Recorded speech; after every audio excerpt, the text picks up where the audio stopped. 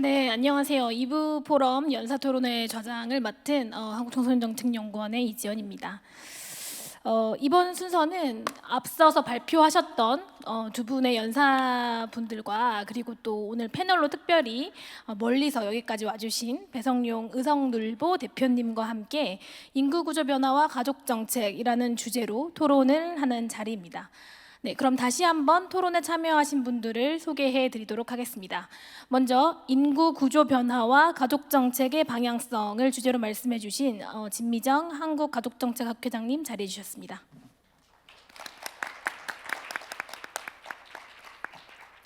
네, 다음으로 저출생 시대 한 가족 친화 제도와 출산의 관계를 주제로 말씀해 주신 신영미 서울대학교 인구정책연구센터 신영미 박사님 자리해 주셨습니다.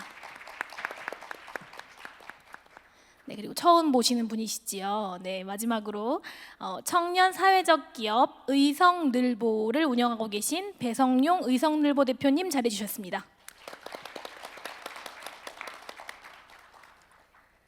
네, 저희가 본격적으로 토론을 시작하기에 앞서서 멀리서 오신 배성용 대표님의 이야기를 잠시 듣고 시작을 좀 해보려고 하는데요. 대표님 회사 이름에서도 알 수 있듯이 멀리 의성에서 여기까지 와 주셨습니다. 배성용 대표님은 경북 의성에 정착해서 살고 계신다고 제가 전해 들었는데 대표님 먼저 간단하게 본인 소개를 좀 해주시고 또 살고 계신 의성군 소개도 좀 해주시고 또 어떻게 의성군에 살게 되셨는지도 소개해 주시면 감사하겠습니다. 네, 안녕하세요. 저는 경상북도 의성군에서 오늘 올라왔습니다. 주식회사 의성늘보를 운영하고 있는 대표 배성용이라고 합니다. 저는 의성군에서 좀 특이하게 샐러드를 판매하고 있습니다. 그것도 샐러드를 어떻게 보면 도시의 전유물이라고 할 수 있는 새벽 배송을 하고 있어요. 어떻게 보면은 로컬은 식문화 소외 지역이라고 볼 수 있습니다. 그런 식문화 소외 지역에 새로운 식문화 서비스를 제공하고 싶어서 현재 운영을 하고 있고요. 저는 지금 2019년도부터 약 5년 정도 정착해서 창업하고 한 아이의 아버지로서 살고 있습니다. 근데 제가 또 특별한 좀 이력이 있어요. 전직 항해사 출신입니다. 약 7년 동안 항해사로서 평생 배만 탔었습니다. 그러다가 20대 후반에 1등 항해사라는 어떻게 보면 선박에서는 선장님 다음으로 높은 두 번째 직급에 업그레이드가 됐을 때 생각한 게 있습니다. 향후 제가 더 열심히 하게 되면 선장을 달게 될 건데 그 선장 이상에 대한 저의 목표의식은 사라질 것 같더라고요. 왜냐하면 선박에선 선장님이 최고 직급입니다. 30대 중반에 선장을 달고 그렇게 안일하게 살고 싶지는 않다는 생각에 20대 후반에 견문을 쌓아서 내리자라는 생각에 약 5년 전에 한국에 들어왔고요. 들어오자마자 바로 의성군에 정착을 하게 됩니다. 그때 당시에 의성군을 선택했던 이유는 지금도 마찬가지인 것 같습니다. 19년도에는 7년 연속 소멸 위험 지역 1위가 의성군이었었어요. 저는 평생 배만 탔었는데 어떻게 보면은 서울에서 도시에서 잘하고 계시는 분들을 이길 수는 없다고 생각했었습니다. 제 전공이 아니었기 때문에. 하지만 하고자 하는 그런 아이디어와 그런 욕구는 전국에서 제가 제일 셌다고 자부를 했거든요. 그래서 어떻게 보면은 좀 포커스를 많이 받을 수 있는 지역에 들어가서 좋은 창조적인 활동을 하고 포커스를 많이 받아서 오히려 역으로 한번 도시에 들어가 보자라는 생각으로 지금 5년째 이렇게 창업을 하고 있고요. 현재 그래도 의성군에서는 예비 사회적 기업으로서 그리고 이러는 쿠팡의 로켓 배송 같은 새벽 배송을 또 하는 업체가 돼서 이런 자리에 또 초대를 받게 된 것 같아 영광으로 생각하고 있습니다. 네, 대표님 말씀 감사합니다. 제가 아주 가벼운 질문을 드리고 대표님께서 이 두 분 발표자분들에게 궁금하셨던 점이 있을 것 같아서 그 질문을 대표님으로부터 받아보려고 하는데요. 가벼운 질문은 이겁니다. 새벽 배송을 의성군에만 하시나요? 제가 작년에는 문경에서도 했었습니다. 제가 그 의성에서 이런 활동을 하다 보니까 로컬 크리에이터라는 인증을 좀 받게 됐었고 그때 최우수 로컬 크리에이터로서 의성군이 선정이 됩니다. 그래서 타 지역에서 이런 서비스를 좀 해봤으면 좋겠다라는 제안이 문경시로부터 제안이 들어오거든요. 그래서 문경시에서 약 1년 동안 버려진 유휴공간에 들어가서 그걸 활성화하고 그 문경시의 로컬 푸드를 활용해서 또 시민들에게 새벽 배송을 하고 있는 업체 2개를 운영하고 있습니다. 그러면 그 지역의 특산물이면 사과가 들어가겠네요. 문경은 사과도 유명하지만 이제 오미자가 오미자. 워낙 유명해서 오미자를 좀 많이 활용했던 것 같습니다. 네, 답변 감사합니다. 그러면 혹시 앞에 두 분 연사분께서 하시는 발표를 들으시면서 이 발표를 들을 때 이런 의문이 생겼다거나 아니면 내가 현실에서 살아보니 이런 것들을 조금 더 잘 연구해 주셨으면 좋겠다라는 것들이 있으셨다면 질문해 주시면 감사하겠습니다. 네. 일단은 두 분 발표를 너무 잘 들었고요. 진미정 교수님 발표 들으면서 이게 노부모와 사는 나이 든 결혼 안 한 자녀들이 많다, 그런 비율이 높아지고 있다라는 거를 좀 새롭게 알게 된 것 같습니다. 그런 부분에 있어서 또 어떤 정책이 있는지에 대해서 여쭤보고 싶었고, 또 신영민 박사님 발표에 대해서는 저도 아이 아빠다 보니까 상당히 출산 장려에 대한 비용적인 측면이 많이 소개되고 있습니다. 그런 것보다 좀 아이를 낳아야 되는 가치와 이런 기쁨에 대해서 좀 소개가 되면 좋을 것 같은데요. 그 부분에 대해서도 말씀을 해주셨고, 그에 대한 정확한 또 정책이 어떤 게 있는지에 대해서 또 궁금한 부분이 있습니다. 네, 교수님께서 먼저 답변해 주실까요? 네. 제가 이제 결혼하지 않고 살아가는 여러 가지 가구 유형 중에 첫 번째로 부모님과 같이 사는 가족에 대해서 말씀을 드렸는데요. 사실 우리나라는 저출생 문제에 대해서 너무 이게 심각한 문제다 보니까 저출생과 관련된 정책들은 정말 많이 개발이 되었고, 제가 말씀드린 것처럼 뭐 유럽의 선진국과 비교를 해봤을 때도 뭐 제도상으로는 뭐 뒤처지지 않는 그런 제도들을 가지고 있습니다. 그런데 노년기에 부모님을 모시고 사는 가족을 위한 어떤 정책이 있을까 생각을 해보면 사실 별로 없거든요. 또 이제 이런 가족이 지금은 20대의 청년 자녀가 50대나 60대의 부모님과 같이 사는 형태가 될 수 있지만, 점점 더 나이가 들면 뭐 자녀 세대도 50대, 60대가 되고 부모님 세대는 더 나이가 든 그런 세대가 될 수 있을 텐데, 사실 그런 가족을 위한 정책이 거의 없습니다. 그래서 그런 부분에서 저출생 정책과 더불어서 인구 정책에서 사실은, 또는 가족 정책에서 이런 가족을 위한 서비스나 정책이 필요하겠다. 특히 부모님을 돌보는 일이 뭐 이게 며느리였던 딸이었던 아니면 이제 결혼하지 않은 자녀든 혼자서 할 수 있는 일은 절대로 아니거든요. 그러니까 이 돌봄을 좀 사회화할 수 있는 공공적인 서비스가 더 많이 늘어나야 될 것 같고, 그리고 또 이 돌봄을 하고 있는 사람들이 사용할 수 있는 돌봄 휴직이나 돌봄 휴가 같은 것도 필요합니다. 제도상으로는 돌봄 휴가나 돌봄 휴직이 다 있는데 지금은 거의 활성화가 되어 있지 않아요. 그러니까 출산 휴가나 육아휴직은 뭐 아직도 아까 말씀 이제 발표에서 나왔는데 아직도 이용률이 낮긴 하지만 인지도도 굉장히 높고, 그리고 또 사용하는 사람들도 늘어나고 있거든요. 근데 그거에 비해서 가족 돌봄 휴가나 가족 돌봄 휴직은 인지도도 낮고, 그리고 뭐 거의 무급 휴가이기 때문에 사용하는 정도도 낮아서 이런 부분의 정책들이 조금 더 활성화돼서 많은 사람들이 이용할 수 있어야 된다고 생각합니다. 네, 제가 아까 가족 형성의 기쁨과 가치에 대해서 소개해야 할 필요가 있다고 말씀을 드렸는데, 이런 부분들이 정책으로는 지향점이 되고 있고 또 캠페인으로도 많이 이루어지고 있는 것 같습니다.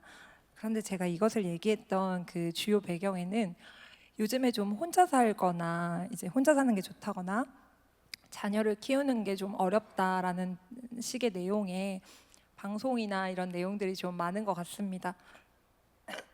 그런데 이렇다 보면은 저라도 좀 아이를 낳고 키우는 것 혹은 결혼하는 것을 좀 꺼리게 되는 것 같습니다. 그래서 저는 그와 더불어서 방송에서도 결혼하고 좀 즐겁게 사는 부부의 모습이라거나 아니면은 자녀를 키우면서 힘들지만 그래도 어떤 가치가 있다, 이런 부분들이 좀 내용적으로 전달이 됐으면 좋겠다, 이런 의미에서 이제 아까 발표를 드린 것이고요.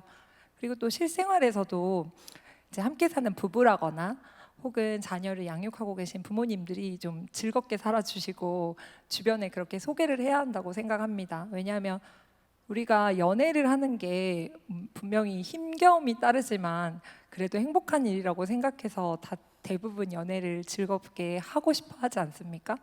그것처럼 결혼을 하고 이제 자녀를 낳는 것에 분명히 힘든 부분들이 있지만 여전히 기쁘고 가치 있는 선택이라는 것들이 좀 이제 사회 전반적으로 인식이 공유되었으면 좋겠다는 측면에서 말씀드렸습니다. 아, 네. 그 두 분 말씀을 들으면서 좋은 말씀인데 반대되는 이야기일 수도 있겠다라는 생각을 좀 했었어요. 왜냐하면 지미정 교수님께서는 이제 현실이 되었다, 받아들이자. 그리고 결혼하지 않는 사람들에게 결혼해야 돼라고 이야기하는 것도 중요하지만 결혼하지 않고 이제는 부모와 함께 사는 사람들, 돌봄을 제공하는 사람들에게 어떻게 정책적으로 도움을 줄 수 있을까를 고민할 때이다라고 말씀해 주신 것 같고, 아직 젊으신 신영미 박사님께서는 그래도 희망을 놓지 말고 좋은 사회적 분위기를 만들어가는 데에도 우리가 조금 더 힘을 쏟아야 된다라는 말씀을 해 주신 것 같습니다. 지금 저희가 오픈 채팅방을 통해서 질문을 좀 받아서 드리려고 하는데 지금 제 태블릿이 오픈 채팅방에 연결되지 않아서 혹시 관계자분들 장내에 계시면 도움 주시면 감사하겠습니다. 그러면 오픈 채팅방을 기다리는 동안에 제가 준비한 질문을 조금 드려보려고 하는데요. 우선 배성룡 대표님 두 분 답변이 만족스러우셨을까요? 아, 훌륭합니다. 네, 감사합니다. 그러면 제가 대표님께 좀 질문을 드려보고 싶습니다. 지금 살고 계시는 의성군에서 청년으로 살고 계시고 아직 청년이시지요? 아, 예, 네, 청년입니다. 청년으로 살고 계시고 또 아버지로 살고 계시는데 인구 소멸 지역에서 살고 있는데 그것이 좀 체감이 된다면 어떤 부분이 의성군이 정말 인구 소멸 지역이기는 하구나라고 체감이 되시는지, 또 아버지와 청년으로 그 지역에 살 때 이런 것들은 정책적으로 좀 도움을 주면 좋겠다라는 것들이 있으시다면 말씀해 주시면 감사하겠습니다. 아, 네. 제가 의성에 들어오고 나서 1년 뒤에 저희 아들이 태어났는데요. 결혼 전에는 정말 인구 정책이나 이런 거를 체감하지 못했던 것 같아요. 근데 한 아이의 아버지가 되고 나서 많이 느꼈는데, 아이가 태어나면은 12개월 이내에 정말 많은 예방 접종을 많이 받습니다. 근데 일단 의성군에는 산부인과가 없어요. 그래서 제 고향인 대전에서 아이를 낳고 나서 그런 조리원에서 몇 가지 예방 접종을 맞고 의성군에 들어오게 됩니다. 들어봤더니 아이의 예방 접종은 교차 접종이 안 됩니다. 하나를 맞았으면은 이어서 가야 되는데 의성군엔 그 예방 접종이 없더라고요. 그럴 수 있다 생각하고 정말 주변에도 많이 돌아다녔어요. 군단위, 시단위. 근데 정말 한 군데도 없더라고요. 그래서 우연찮게 안동 혹은 대전까지 가서 맞아야 되는 현실이 있었습니다. 그리고 의사 선생님한테도 한번 말씀드렸던 게 이런 거를 좀 구해놔 주시면 안 되겠냐 했는데, 예방 접종을 가져와서 소비하는 시간보다 아이들이 찾아오는 게 적다고 하더라고요. 그 정도로 아이들이 없는 곳이기 때문에 그 말을 들었을 때 의성군 혹은 그런 소멸 위험 지역들이 정말 현실이 돼가고 있구나라는 거를 직접적으로 좀 체감했던 것 같아요. 네. 제가 아주 예전에 어떤 드라마에서 본 대사인데, 강원도에서 아이를 낳으면 후진국에서 아이를 낳는 것보다 더 산모가 사망할 확률이 높다, 이런 이야기를 들은 것 같습니다. 그래서 물론 아이를 낳고 살기 좋은 자연 환경이 있지만 그 아이가 아플 때에 찾아갈 수 있는 병원이라던가 아니면 필수 예방 접종을 할 수 있는 정도의 인프라는 갖춰 주어야 지역에서 청년들에게 살라라고 이야기할 수는 있는 것이 아닌가라는 생각이 들었습니다. 네, 오픈 채팅방에 질문이 몇 가지 올라오고 있는데요. 조금 더 오픈 채팅방에 좋은 질문들을 많이 올려주고 계시는데 질문의 양을 좀 확보한 다음에 제가 오픈 채팅방에 있는 질문을 조금 더 드려보려고 하고요. 그 전에 먼저 제가 궁금한 것들을 몇 가지 질문해 보려고 합니다. 먼저 진미정 학교장님께 드릴 질문은 학교장님이 마지막 슬라이드에 지역 특성을 고려한 가족 정책을 만들어야 된다, 이렇게 말씀하셨는데, 제가 지자체와 함께 이제 저는 청소년정책연구원에 있기 때문에 청소년 정책을 만들고 집행을 감시, 모니터링 같은 걸 하고 또 컨설팅 해주는 역할을 하는데, 생각보다 지자체가 정책을 발굴하고 자기 지역에 맞는 정책을 개발하는 데 많은 어려움을 겪고 있는 것 같아요. 그래서 각 지자체, 시군구 단위까지가 좀 어렵다면 시도 단위라도 정책을 만들고 집행하는 분들에게 조금 가족정책 학회장님으로서 팁을 드릴 수 있는 팁이 있다면 좀 몇 가지 말씀해 주시면 감사하겠습니다. 네, 아마 필요성은 다 느끼고 계실 텐데 말씀하신 대로 어디서부터 출발을 해야 되는지, 어떤 소스를 이용해야 되는지를 모르시는 경우도 있으실 것 같아요. 인구 문제는 인구 문제니까 인구 정책. 이건 가족 문제니까 가족 정책, 이거는 아이 문제니까 아동 정책, 이렇게 개별적으로 접근하기가 쉬운데 사실은 이 모든 문제는 같이 연결되어 있거든요. 그러니까 아동을 키우고 낳고 키우고 그리고 가족의 생활을 돌보고 그리고 그것이 결국은 누적되어서 인구의 변화를 가져오는 것이니까 그런 측면에서 조금 넓게 접근을 하시면 좋을 것 같고, 그리고 또 한 가지는 사실은 지역에 굉장히 오랫동안 서비스를 제공해온 여러 전달 체계들이 있습니다. 가족 같은 경우에는 가족센터가 지역 시군구마다 다 있기 때문에 가족 문제의 전문가로서 오랫동안 서비스를 제공해온 역사가 있고 또 노하우도 있고 지역 주민에 대해서도 잘 알고 있어서 그런 가족센터들을 파트너 삼아서 같이 가족 정책이나 인구 정책을 하는 것도 필요하다고 생각하고요.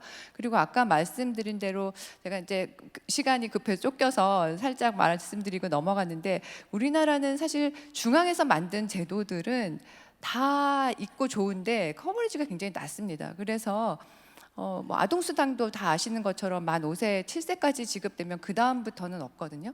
그러니까 오히려 그렇게 출산 장려금을 지급하는 것도 좋지만 그런 중앙 정책이 딱 끝나는 순간에 지역에서 지자체가 지자체 예산을 가지고 1년을 더 연장해준다든지 뭐 그런 방식으로 사람들이 더 여기서 오랫동안 아이를 키우면서 살 수 있도록 만들어주는 그런 인센티브를 제공하는 것도 방법이 아닐까 싶은데요. 또 뭐 그렇게도 지역에서 잘 못 찾겠다 그러시면 가족정책학회로 연락하셔도 됩니다. 네, 컨설팅 무료인가요? 무료인 것 같습니다. 연락 많이 주십시오. 네. 그러면 그 다음은 제가 신영미 박사님께 하나 질문을 드리고 싶은데요. 그 아까 노동 환경과 직장 문화에 대한 연구들을 이제 소개를 해주셨어요. 그 점이 그 발표해주신 내용의 핵심이었고 굉장히 환경을 개선하고 문화를 개선하는 데 중요한 일이다라는 메시지로 받았는데, 그 앞에 아주 잠깐 MZ세대의 특성에 대해서 설명하실 때 이제 완벽한 부모 신드롬에 대해서 이렇게 하이라이트를 치시고 강조하실 때 제가 그게 굉장히 인상이 깊었거든요. 혹시 이 신드롬에 대해서 조금 더 설명해 주실 수 있는지, 이거는 극복해야 되는 현상이라고 생각을 하시는지, 그렇다면 극복할 수 있을 거, 어떻게 하면 극복할 수 있을 것이라고 생각하시는지 혹시 답변해 주실 수 있을까요? 네, 극복이 될까요? 네.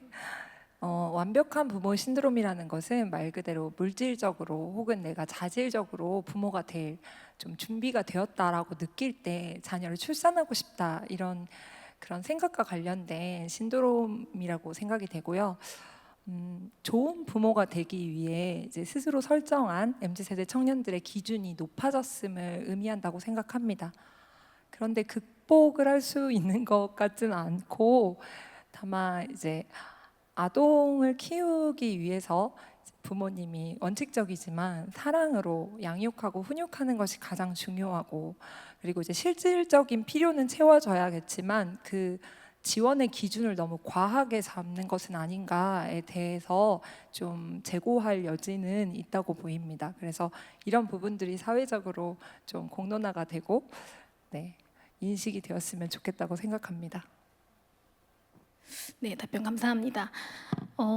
지금 채팅창에 질문들이 막 올라오고 있는데 제가 이 중에 몇 가지를 골라서 좀 연사분들께 질문을 드리려고 합니다.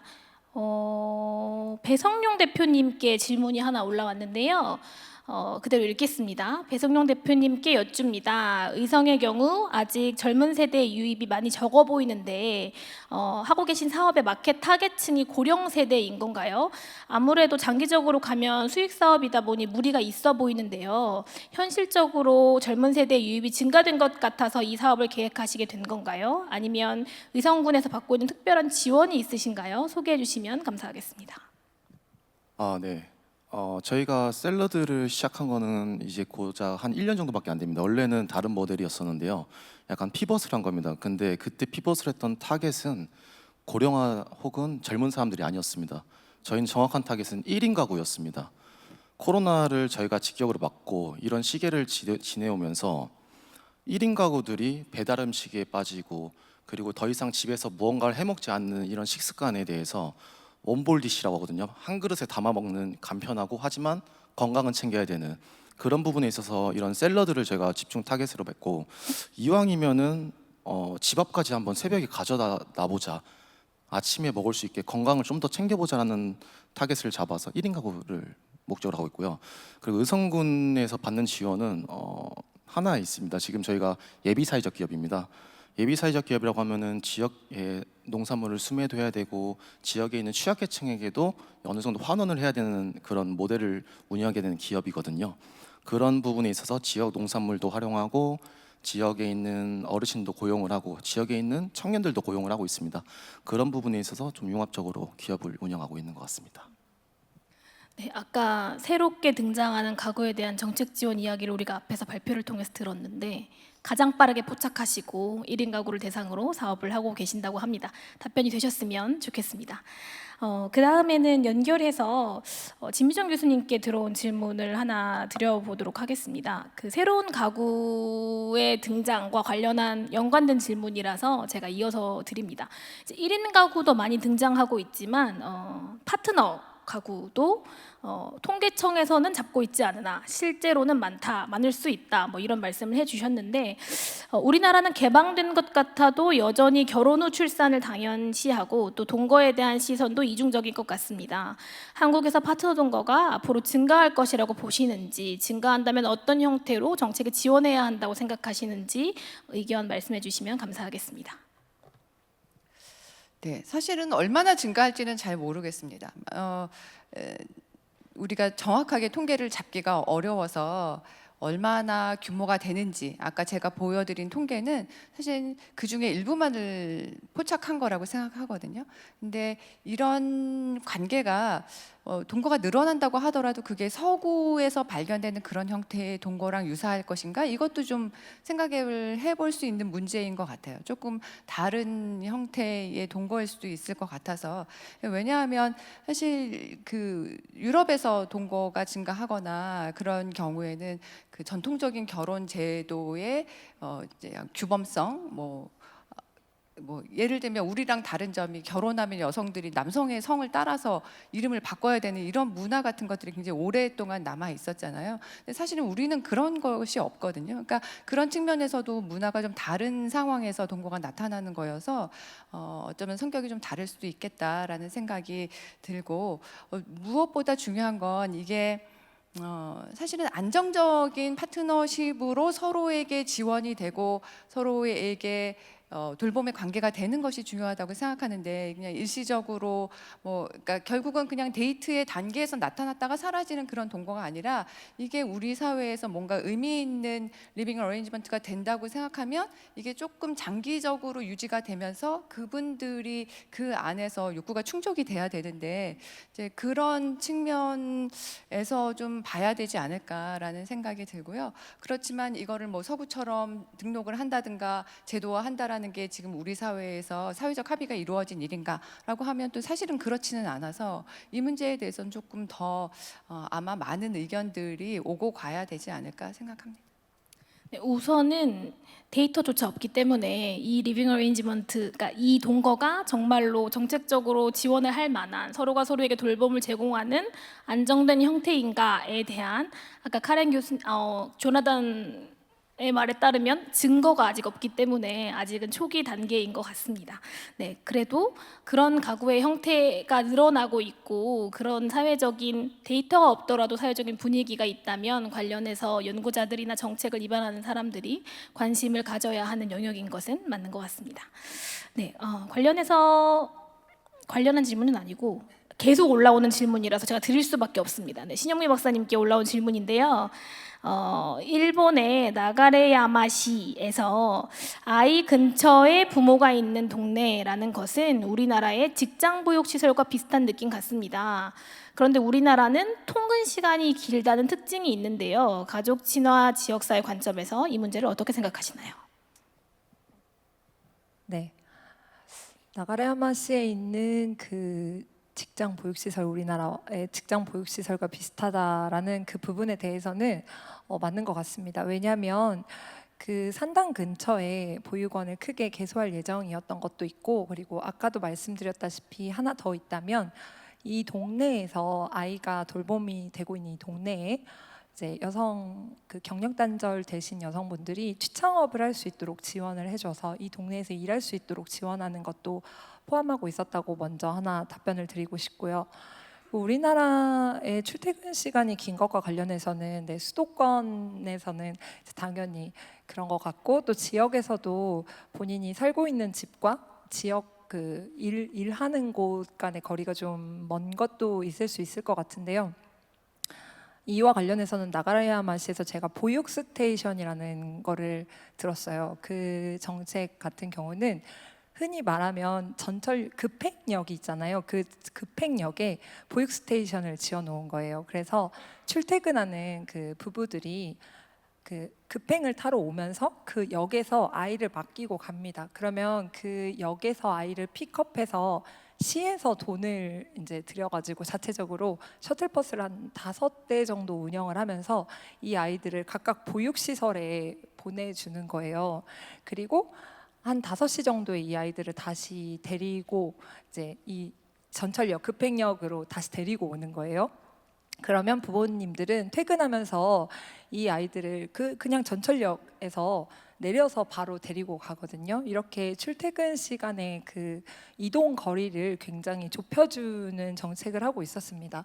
근데 우리나라가 꼭 이런 것을 해야 한다 이렇다기보다는 이렇게 아동 돌봄에 대해서 굉장히 고민하고, 그리고 지역사회가 어떻게 이걸 도와줄 수 있을지에 대해서 고민한 흔적이라고 생각이 됩니다. 그래서 이런 고민이 좀 필요하지 않을까 싶습니다.